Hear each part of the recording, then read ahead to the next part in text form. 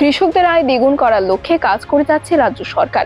রাজ্য সরকারের উদ্দেশ্যকে সাফল্যমণ্ডিত করতে প্রতিনিয়ত কাজ করে যাচ্ছে বগাফা কৃষি দপ্তর।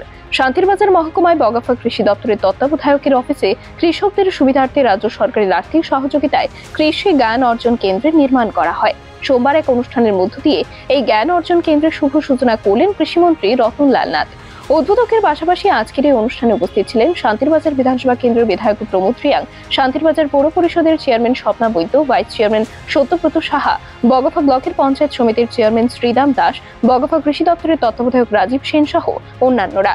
অনুষ্ঠানে বক্তব্য রাখতে গিয়ে কৃষিমন্ত্রী সমগ্র রাজ্যে কৃষিজ ফসল উৎপাদনে কোন জেলা কোন স্থানে রয়েছে তা নিয়ে বিস্তারিত তথ্য সকলের সামনে তুলে ধরেন।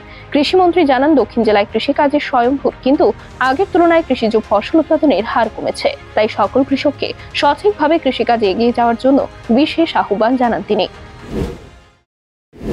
আগে এখন বিদ্যুতের মাথা পিছু চাহিদা কত?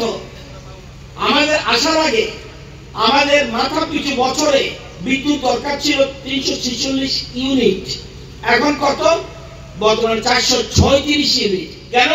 বিদ্যুৎ ছাড়া ডেভেলপমেন্ট হয় না, বিদ্যুৎ ছাড়া উন্নয়ন সম্ভব নয়।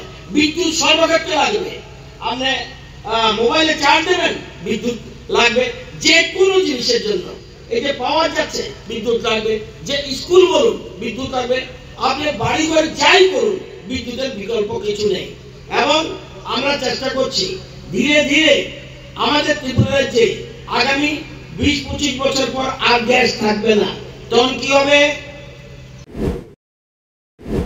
ব্যুরো রিপোর্ট, খবরের প্রতিবাদ।